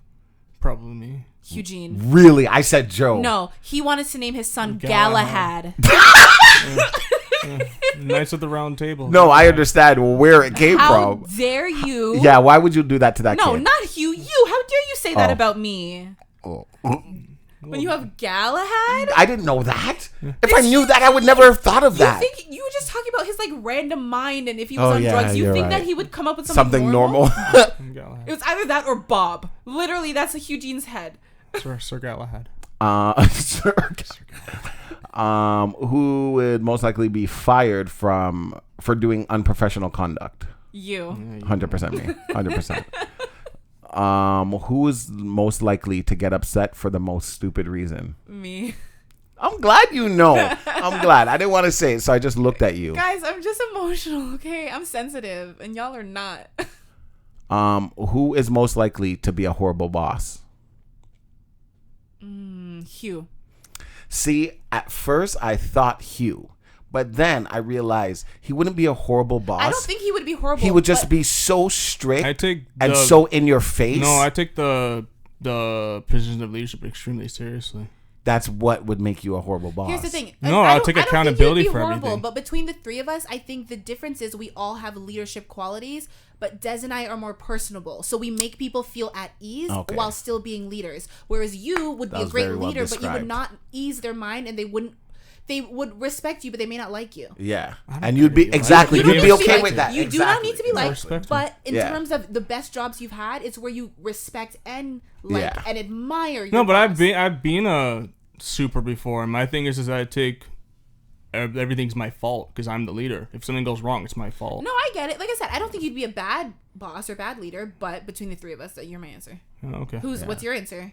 I guess me. No, you don't have to. You can. I don't know. You wanna pick Like I said, know at you do. first I thought Hugh, but I'm like, no, he wouldn't be a horrible boss. He would just be like, yeah, you heard me, boss. Yeah, I know. I wasn't gonna say. He would just be like, look, dude, this is what it needs to get done. You need to do this. What? Throw some F-bombs. Yeah, like what the No, fuck? I'd be like, what do you need to get this task done? Why can't you get it done? What do you need me to help you with? At first, but when they keep messing up, Then at some point, no, I still have to point the finger at myself. What am I explaining wrong?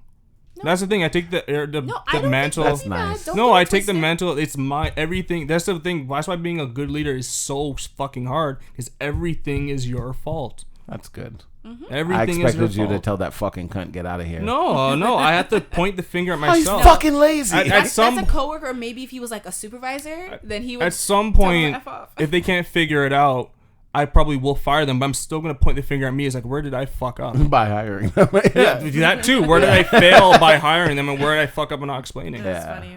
Okay. Who's most likely to ask for forgiveness and not permission? I'm gonna go with you.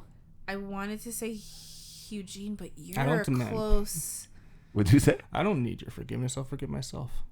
No, what it means is, the phrase "ask for forgiveness" is not permission is don't ask if I can, just do it and then be like, my bad. Like, okay, Joe's cup, you grab it, drink it, instead of being like, Joe, can I have some? Hey, like that's my water. And you're like, oh, my bad. Like, can I have some? I don't know. I feel like we built that. If you don't say anything and you don't care, and we've been doing that for the longest time. No. But that's just an example. But I just wouldn't do that to a random person. No, we're not talking about the cup specific. It was just an example. But I just wouldn't do it to a random person. But some people are just like, you know what? I don't want to ask for permission. I'm gonna do it, and I'd rather ask for forgiveness instead of. I'm very like, stay away. I'm not gonna just put something that's gonna make a target on myself. No. Like, let's say you wanted to go somewhere and you're like, oh, like I could ask my mom, but she'll probably say no, so I'll just go. And I'll ask my dad. And then if she catches me, then I'll be like, no, I'll just ask my dad. I know he'll say yes. No, but Hugh, that's not the. But I'm just telling you what I would do. But he's giving an example. But I'm just telling you what I would do. I would ask my dad. This is what happens when you grow up with two parents and you have somebody else. Yeah, to I'll ask my dad. If they both say no, then no, it is. Okay, so you wouldn't just go. You would ask for permission then. Now I'm at the age where I'm an adult, where I'm just like, oh, fuck yourself. So therefore, he would ask for forgiveness. I wouldn't ask for the forgiveness. I'll forgive myself first. So he's not asking not a damn thing. He's taking. I'll forgive myself because I'm not entitled to the forgiveness. You know what? I'm glad where you are now. Why do you think I told Kay, don't depend on your friend's forgiveness. Forgive yourself first. Yes, because you're not entitled to it. No. Here's the thing, though. The difference between what makes that extremely profound and kind of douchey is that I agree, you do have to forgive yourself. Yeah. But if you care about people's feelings, you still also ask for forgiveness. I would like it, but I also understand I'm not entitled to it. But you're saying you're not entitled. To ask does not mean you're entitled. To assume that they're going to forgive you, that's entitlement. But to say, I'm not even going to ask, I'm going to forgive myself. Who cares about you? That comes off as douchey. Yeah, but you didn't say that. You said, I'm not going to ask them. I'm going to forgive myself because I don't care. It's not for them to forgive me. That's the difference. What you said is very profound and very big, but also forgive yourself, but still ask for permission if you value that person and their feelings. Okay. But, Des, I feel you have those tendencies as well. I'm for sure ask permission type of girl, but you don't think so? Ask permission? I think so. Oh, you are 100% ask permission every single fucking time. And it's weird. But every time. But with you... Joe, just take a candy. Oh, but let me ask her first. She went to the bathroom. I'll just wait. It's fine. She's in the shower. Joe, there's 10 right here on the table. Just grab one local lollipop and have the repercussions. But that's good because that's just how, your mom raised you. You just have to ask and that's all it is. Mm-hmm. Where I was raised was you ask and you get laughed at. Why did you think you could even ask me that? No. So I just learned not to ask. I think maybe between the two of you, I do think both of you have those tendencies, but I think I'm kind of going to lean towards you. Yeah, I would ask. Yeah, because you can be a little sneak sometimes. 100%. Yeah. And you know why? Because everybody forgives me. I'm Des. Yeah, because then you turn on the Desi charm. Yeah, guys, me. I win. You lose. Okay, Nicki Minaj. Listen, that's low-key manipulative, too. Wait, what was your answer then? I said Hugh. You said Hugh. You said... I guess Des, yeah. I only said Hugh because... the chocolate that was on the floor, the going in your fridge, the taking your stuff, drinking the water, and then being like, this water's gross. Like, okay, sorry, it's mine. Mm-hmm. Too easy. No, I'm fine. I'm just tired. Pardon? No, go on. Oh, who's most likely to crash a party? Oh, I don't know. What do you mean? Like, you weren't invited, but you know people that are there, so you go anyways. I think for sure one of you. I want to say you. The difference is you don't want to even go to the party to begin with. Especially if I wasn't invited. I would say it's more you. You think? That's funny because I was looking at Joe too. I wouldn't. Same thing. I wouldn't go. I'm not one to just go if I'm not invited. No, the reason I thought you, like I said, Des is like a party person, like yay, but you don't even really want to go. I thought about myself, and I'm like, nope. If I'm not invited, that's a hard no. But for you, I don't think like you just go places where you're uninvited, but we had a conversation about like a friend of a friend's wedding, and you were like, oh, I'll just go as a +1. I'm like, but you know them and they didn't invite you and you still want to show up as a +1? Oh yeah, that's true. Yeah. What was this? This was like years ago. No. It was on the podcast. It was this year. No, it wasn't this year. No, I got invited as a last wedding. I got invited as a +1. No, maybe it's a different wedding we're thinking about. I don't know. You and I just this is years ago. This might have even been before the when the podcast started. Oh. But it was like a friend of a friend, so you did know them socially. But they were getting married, and they invited your friends, but they didn't invite you. So you were like, oh, like I could just go with my friend as a +1, and I'm like, but you know these people, and they didn't invite you, and you still want to show up at their wedding. Which is why I choose you. I don't remember this. But I do vividly. I remember that too. Yeah. And I was like, I'm not going. Are you crazy? Right. You didn't invite me, I know you too. No. Yeah. I don't remember this. But yeah, I will. I'll take that. I don't think it's me, but I'll take it. Okay. I did crash a wedding once, and it was really fun.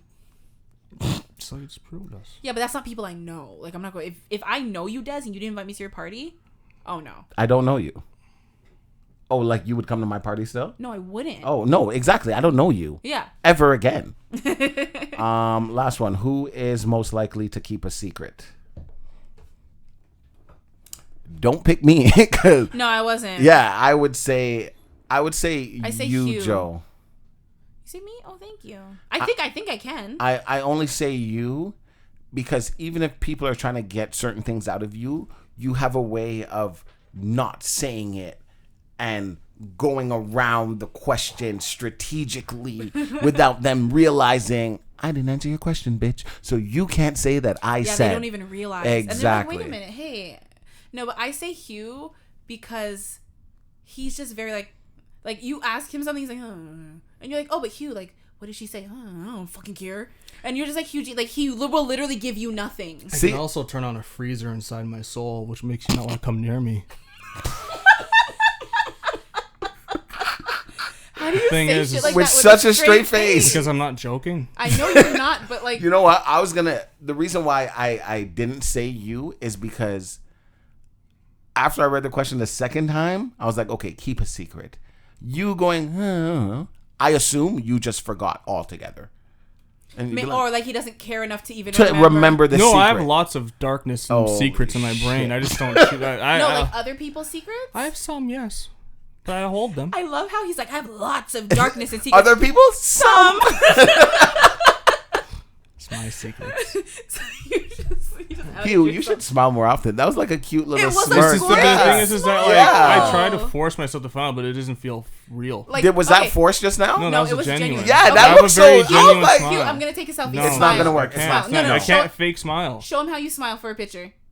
No. I can't every time he does. He goes. You have to make me laugh to smile. I can't fake a smile. I want to smile. Trust me, I want to smile. He said I want to. I just can't. I just don't know. My soul is a freezer. When I do it, it isn't. So what I've told myself is that like is either soften my face up more, or just soften it up because I feel like that's more. I don't think real. it's your face because your face will naturally want to smile. Mm-hmm. Or like I think even it's when your we were brain. talking about, it 100% is. When we were talking about the fighting thing like outside of the podcast, and Des was showing you like the videos and whatever, you're standing over his shoulder and you're like you can see it growing, the smile. I could feel it, and I wasn't even looking at it. That's excitement because like I. But what I'm saying is, it's not dead your inside. face. It's not your face. It's your brain. Yeah, what he showed me made me feel. But more like even alive. just now, when I don't even know what I said, you started smiling. I was What like, did you say? "Look at you! You're a cute guy." Ew. Oh boy. Well, no, the reason why what you showed me got me excited is because like that. I realized I'm chasing. I realized because I was talking to. I remember like a couple weeks ago, my dad. It's your brain. My dad had a barbecue, and then like there's a kid there. He was like same age as me, and we're like talking, and he was just called him a kid. Well, I know, and we're just like talking and stuff, and then we're kind of like in the same boat that he's just like, I don't know where I am. I just want to kind of be alone and go off to the forest. And I was like, oh, I'm not the only one that feels this way. And he just feels like, he said that like, the things that he wanted to do, he's like, I also want to start driving motorcycles and I want to drive cars fast. And I'm just like, and he longboard. I used to longboard, and like I didn't tell him because I didn't think of it at the time, but I was like, oh, he's just trying to chase the moment. He's trying to put himself, because all those things, they put you in the moment. And the reason why, what the video you showed me, the reason why I like Muay Thai so much is because it forces me into being in the moment. I can't be out there or back there. I have to be right here. And when the thing that you showed me, the reason why it brings so much excitement to me is because, one, I like the challenge. Two, I think it's just something primal inside. I realize I think I'm a very primal person in some sense. Most. And yeah, because I remember I saw this video of this guy just like taking like a bit. What's the fighter's name is like Yuri something, is a Czechoslovakian fighter. But there's a video of him. If you watch UFC, he's the guy that fought. Who's the guy that lost something Reyes. He beat him. He has like a weird like ponytail thing. I can't watch fighters. But like, no, there's a video of him just kind of like screaming, just going like, ah! And I look at that and I'm just like, I want to do that, but I don't know how to do it. You know what I mean? No, I don't know how to let it out. It's weird. I'm like, yeah, you internalize. Did you play sports? That's why you're so... like competitive sports as a kid? I played baseball. Baseball's not when you got hit. No, there's nothing to scream about. No, but that's the thing. Why do you think I want to play rugby so badly? I wanted to play rugby so badly this year. I honestly understand exactly what you're saying. There's something primal in me that's just like, that's what, like I said, the fight that it's just men. I don't know how to explain it. It's just something just that beer. I just want to. I don't know. I can't explain it. Yeah, when that yell that you want to let out, when you let it out, it's gonna feel so good. I know. My friend Jay told me, he's like, that's gonna come out. You've had moments, but then you, like, I've literally seen you, and we talked about this, and I told you it was one of those things, and I'm like, you have moments where like you can see the excitement coming out, and then someone called it out. That someone was like, I don't want to give away the moment exactly, but like, look, he was getting happy. Yeah, and then I saw his face he did the Kanye, like when Kanye's smiling and and I was like, why? Just enjoy it. And I'm like, why'd you do that? Oh, I did? He doesn't even realize. Yeah, it's once you let it out the first time. No, I know. It's just slow. I can feel it coming. And like, I'd be like, Hugh, just let yourself I can feel it coming. So that's why it's not your face. It's definitely not your face. It's your brain, 100%. Yeah, I know. My brain is like a storm right now. Because you actually have a very expressive face. Like when we say that you make little faces, you're always doing you're always doing something with your face, except for when you should be, and then it's blank. I don't know. How I describe my brain, and like I said, I feel like I'm in chaos right now. I'm just trying to weather the storm and waiting for it to pass. Yeah, that's the thing is, and it will pass. No, but like there's always gonna be a storm. No, I accepted that. Hey, there's always gonna be a storm, but I can feel the storm starting to subside. And that's wonderful. And I understand that the storm's always gonna be there. There's always gonna be storms. No shit, it's just life. But I also realize I'm starting to learn how to accept the storm and be within the storm. Yes, I think that's important, not just for you, but for everyone listening. When they say weather the storm, that phrase does not mean go inside and hide under your covers and like wait for it to because then you're waiting for life to pass. You have to figure out, how can I manage this weather? Do I need an umbrella? Do I need rain boots, a jacket? Like, how can I weather this storm? How can I get through it and still continue to live my life? The thing is with me is that I don't even really want the umbrella. I kind of just want to stand. Yeah, that's what I was about to say. Welcome to my world. Just dancing it. Dancing in the whatever it is for make that the best person. Of it. Whatever you need to get through it, you get through it. Some people need the umbrella. Some people need to be under those, like the bus shelter. But like everything is different. But it's about not running from it. Weathering the storm is not running and hiding. It is about facing it. However you need to face it. And I think that's one of the biggest things in life. And I think that's something that when we talk about our toxic traits, we all have our own storms to weather. And like we said, in life, things will always come up. There will always be another storm coming. It's just like in real life with the weather, right? Like it's sunny today, but like in a couple days, like, oh, this calls for rain. Like there's going to be something else.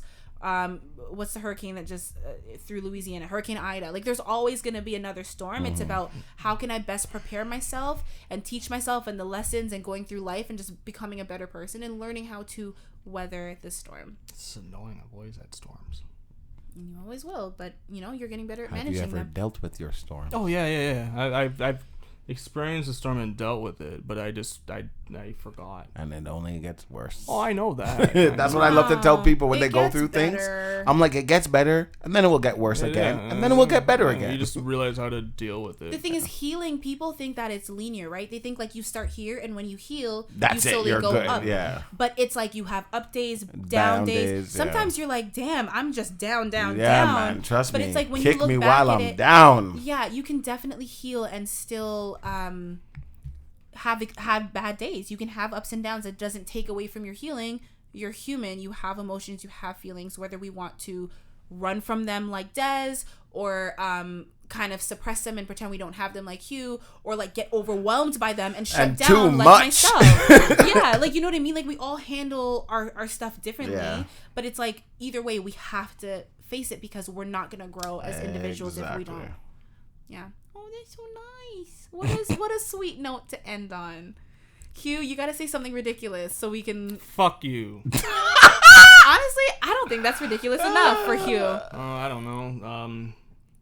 I can't. Well, now you made me think about it. Normally, it just comes out. It just comes out. True. Yeah. We can't force it. Shoop de whoop, suck my poop. All right, You not know, bad. Not bad, but I feel like it's not the same, because I did try to force it. You did. Yeah, you And can't what force did you things. say my toxic trait is?